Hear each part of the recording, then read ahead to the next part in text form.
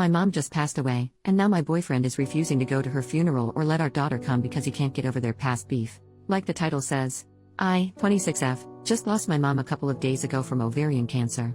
I'm devastated right now, and my boyfriend, 31M, who I've been together for a year and a half now, isn't helping me at all. My mom and I weren't on good terms before her death because of my boyfriend. John and my mom never got along because he's a deep-set atheist and my mom is very religious. Major issues popped up once I got pregnant and had my daughter. My mom pressed for me to have my baby baptized into the church, which I wanted to do, but John was dead set against it. He convinced me that baptizing her and indoctrinating her was a bad choice and that we should leave it to her to choose when she was old enough. I agreed. My mom didn't take this well at all, and after many angry and hurt arguments, she cut off contact with me. Not having my mom with me during my pregnancy or my baby's birth took a big emotional toll on me, but John insisted it was for the best and he didn't want my mom near my daughter at all and that my mom was evil for hurting me. At the time I was angry, so I agreed. I found out my mom was sick with ovarian cancer a month ago when she called me and wanted to talk. I was horrified and all the bull crap kind of just fell away. I tried to make the best of my time with her, brought my daughter to meet her grandma, and tried to build good memories with her. I'm happy to say we reconciled and my mom and I made our peace with each other before she died. I don't want to trash my boyfriend, but John has been a pain in the butt ever since I found out my mom was sick. He said she deserved it but quickly backed down when he saw how angry that made me. He refused to go with me to visit or help care for my mom. He didn't even really want to listen to me talk about how happy I was to reconnect with my mom. All he did was remind me that my mom hurt me and I should have no contact with her and she didn't deserve for me to speak to her. I told him that my mom isn't perfect, but my mom also raised me by herself and that she was my rock for many years and he should respect that. He said nothing outside telling me there was no value in talking to her. Now we're planning the funeral. I asked John to go with me, and he refused instantly. He said he hated my mom, that she was a cunt to our family, and that he wasn't going to church ever and it was rude and insensitive of me to ask. When I said I was taking my daughter, he had the nerve to actually tell me that I was not under any circumstances taking her.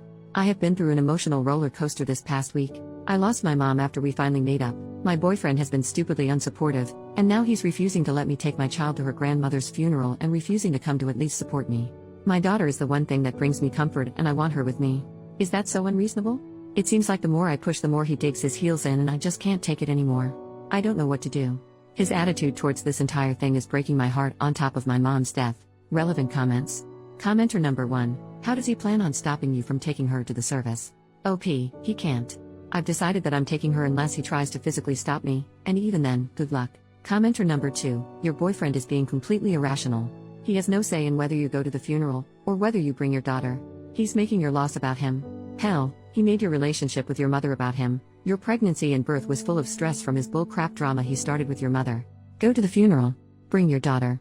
You deserve to say goodbye to your mother, no matter how tumultuous your relationship had been. I'm sorry for your loss. OP, I don't know if it's because I'm so upset, but I'm starting to see that too. It's always been about him.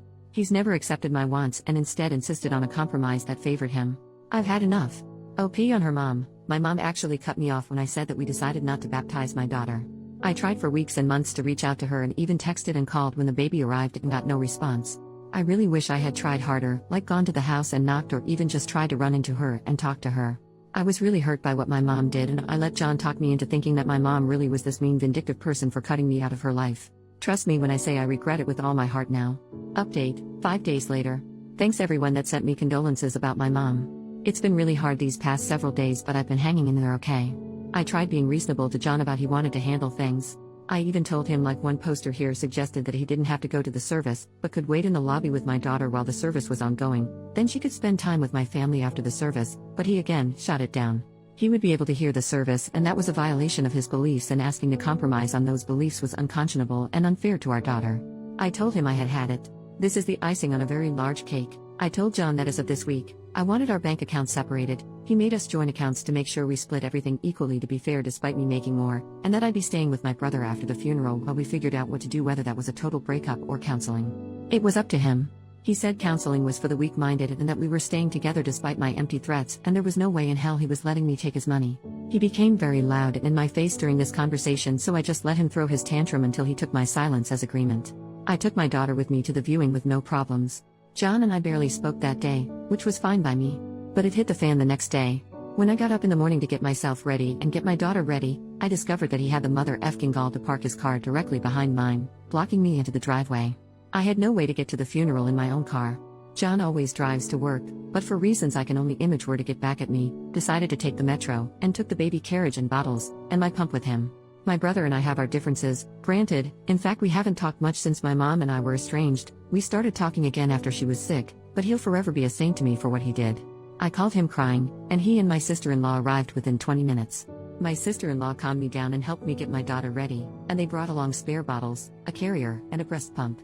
Thanks to them, I was able to go my mom's funeral in comfort, and my daughter was an angel during the service.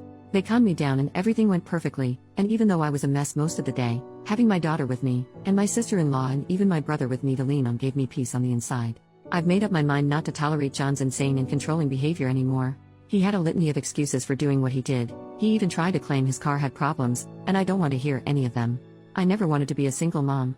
I always wanted to raise my baby within a family. But I've decided that going alone is so much better than doing it with this man, who thought nothing of trying to kick me while I was down. My brother's arranged for me to talk to a friend of his that specializes in family law this week, and we're taking it from there. I still feel so guilty for what happened with my mom. I miss her so much. I hope from here on out I can make her proud of me, despite my mistakes. Relevant comments. Commenter number 1. I'm so sorry you are going through this right now, and I'm so glad you have the support of a family behind you. Your daughter is far better off without someone like this as a role model for what she should look for in life, and I'm glad you're getting out of this situation. I would call the bank and see what you can do about the joint account before he tries something like cleaning it out and putting it somewhere else as well. OP, I still have my personal account, so I called the bank and set up a meeting for tomorrow. I'm documenting that I've told John not to touch any of the money in the account until everything is worked out. I agree. He's so toxic.